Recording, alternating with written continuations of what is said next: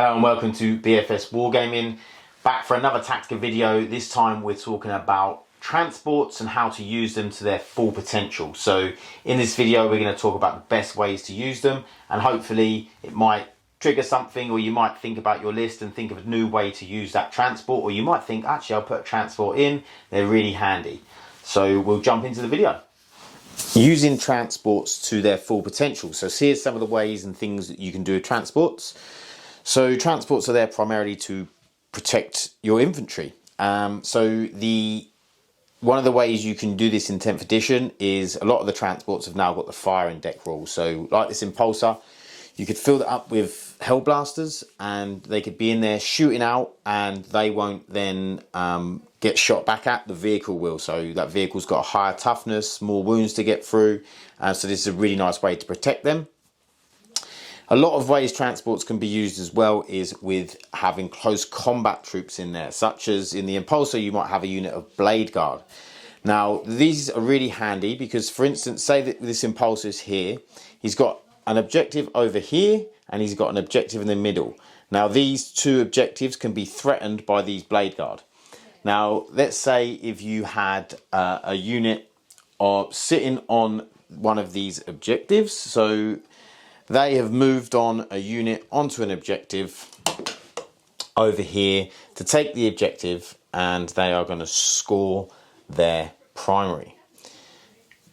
Now, you've got a unit of Blade Guard in that Impulsor. What is great about the transports is you get an extra 3-inch movement. So you have to come out of that Impulsor wholly within 3.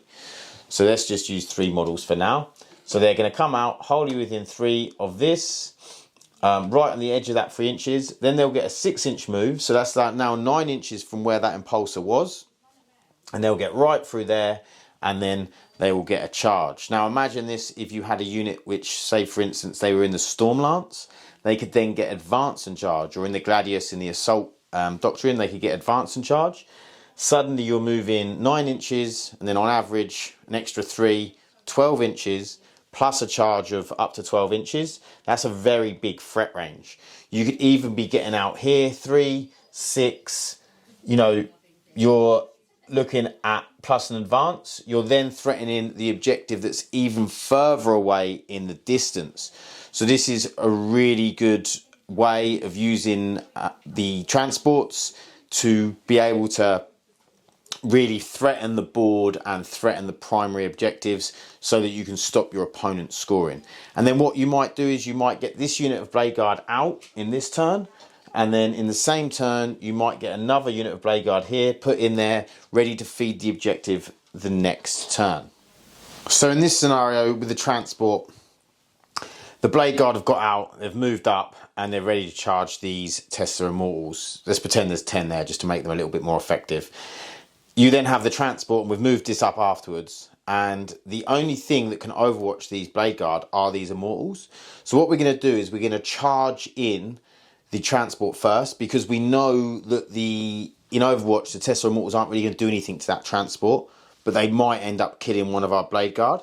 So the transport's going to make the charge, and it's going to make it so then when we charge the Blade Guard, they are then not going to get hit by the Immortals.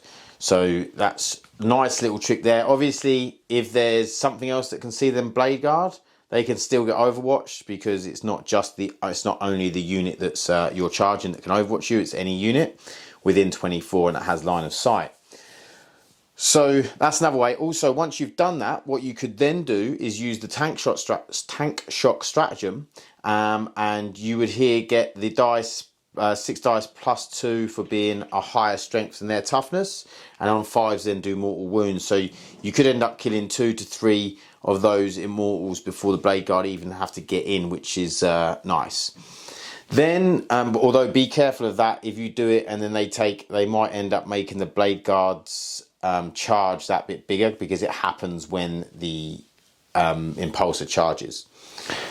So another thing you can do, which is really handy with the vehicles, is say you move the vehicle on to an objective. One, it's like OC 2 or 3, it can hold that objective, but it's also got 3 Blade Guard or 6 Blade Guard in there.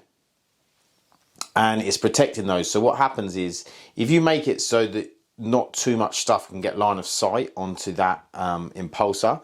Let's say we have a Doomsday Ark that moves up to here. Now that Doomsday Ark is the only thing that can see that impulsor. And we knew when we moved it on there, we knew the opponent's movement, and we thought, yep, they can't get too much shooting on this impulsor. So what's going to happen is this Doomsday Ark, it shoots the impulsor gets destroyed, but that means that the blade guard will then get out of the impulsor once it is destroyed, and we are going to stay on that objective, which means when it comes to our command phase, we will then get the points for the primary for holding that objective. So that's another way to use transports in a like really useful way to help scoring. And if they don't kill it, then it's just going to stay on there.